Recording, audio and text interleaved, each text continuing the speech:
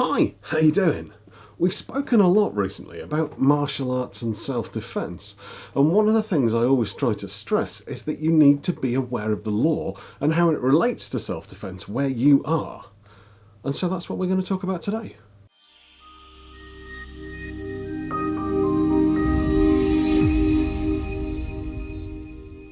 To try and make this a concise video, as much as I ever do, I'm going to break this down into two sections. The first will be looking at the use of physical violence in a self-defense situation. The second will be looking at the use of weapons to defend yourself specifically. Before we dive in, I need to state as clearly as I can that I'm not a solicitor, and that this video does not constitute legal advice.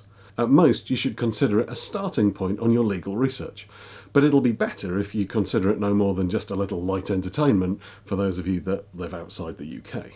So let's start with part one, the use of physical violence. This is both quite complicated and at the same time really rather simple.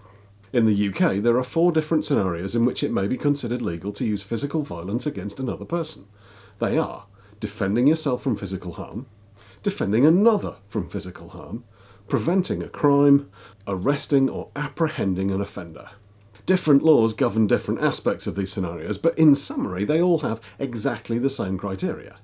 If you act reasonably, in good faith, with a proportionate response to the situation, then you will not be prosecuted for your actions. And that's the core of UK law. The difficulty, of course, comes when defining each of those terms. What does reasonably mean? What does it mean to act in good faith? What does proportionate mean? Let's use a few examples to try and get some clarity. Let's say you're walking home after training. It's dark and you're by yourself. Someone jumps out at you and starts swinging. If you give them a solid push and then use that space to run away, that's very much acting reasonably. But closing distance, taking them down, and then repeatedly smashing their head against the ground, not so much. In reality, you're allowed to do whatever you need to do in order to protect yourself, to protect another, prevent a crime, or apprehend a criminal, as long as you don't do more than you need to.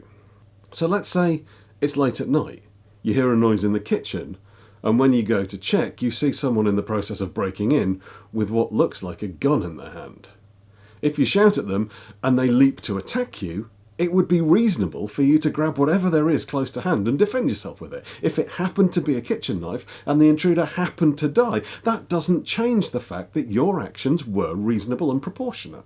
If, however, they run away when you shout, what's reasonable changes. If you grabbed the same knife and chased them and then used that knife to attack them, that would not be acting in a proportionate or reasonable manner. You've switched from defending yourself to attacking someone who was running away from you.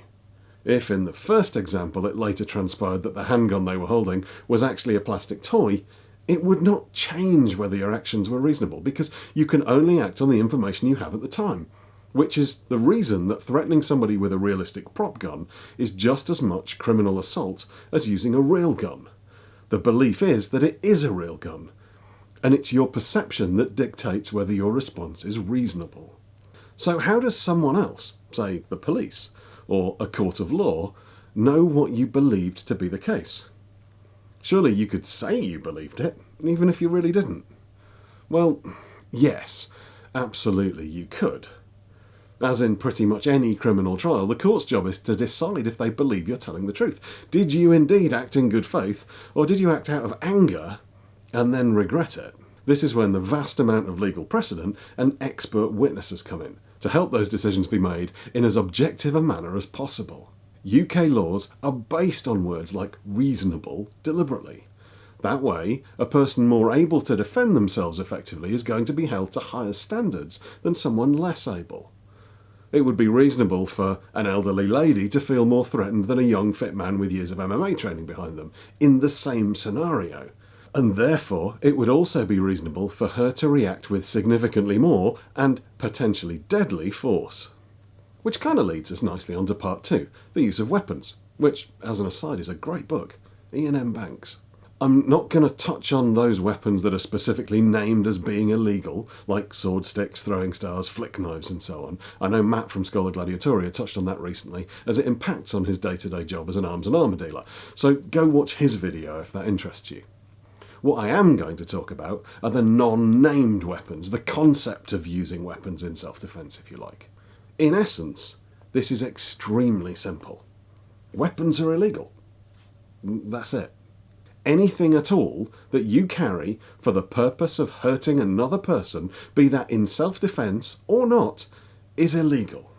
So if you have a pocket knife that fits the legal restrictions of everyday carry and have modified it slightly and practiced drawing it really quickly in a self-defense situation, that's illegal. If you keep an antique truncheon under the seat in your car, that's illegal. If you leave a baseball bat propped just inside your front door, that's illegal. If your keys have a cunningly disguised knuckle duster on them as a keyring, that's illegal. If you have a big chunky metal pen in your pocket, specifically to use as a weapon while looking normal, then that's illegal. Anything at all that you carry for the purpose of inflicting injury onto another person is illegal. But that doesn't mean you can't use weapons to defend yourself. It just means you can't plan it out in advance.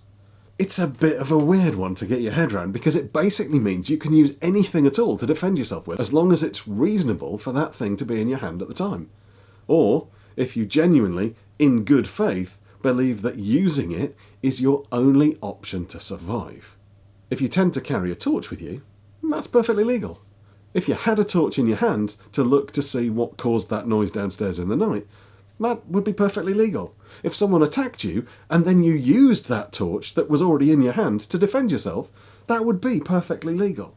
But if you'd posted on Facebook or in the comments section on YouTube earlier that you love that torch because it makes an amazing self-defense weapon, then you just made it illegal. You could reasonably shoot someone through the chest with a spear gun, killing them outright, if you believed that your life was in danger and that spear gun genuinely happened to be the first thing to hand. When I was young and obsessed with Japanese martial arts, there was a magazine called Terry O'Neill's Fighting Arts International. It was by far the best martial arts magazine out there, and there was a regular column in it by a chap called Dennis Martin, who I believe may still be teaching today. In that column, he introduced me to two concepts. Firstly, the idea of being good at ground fighting in order to get off the ground. And secondly, the concept of an equaliser. Because in reality, the only weapon that it is completely legal to use in the UK is the one you grab in the heat of the moment, whether that's a knife off the work surface in the kitchen, the cup of coffee in your hand, or the chair you happen to be sitting on. And this concept of utilising improvised weapons is one of the few reasons I would advise people to get at least some experience in HEMA. Understanding distance as it applies to the thing in your hand. Understanding tempo and measure gives you a massive step up should you ever find yourself needing to defend yourself with that surprisingly sturdy umbrella that definitely isn't a weapon. So over to you. Did that make sense? Do you agree with me that the laws in the UK are actually pretty sensible when it comes to self-defense? Or are you more of a shoot first and ask questions later kind of person?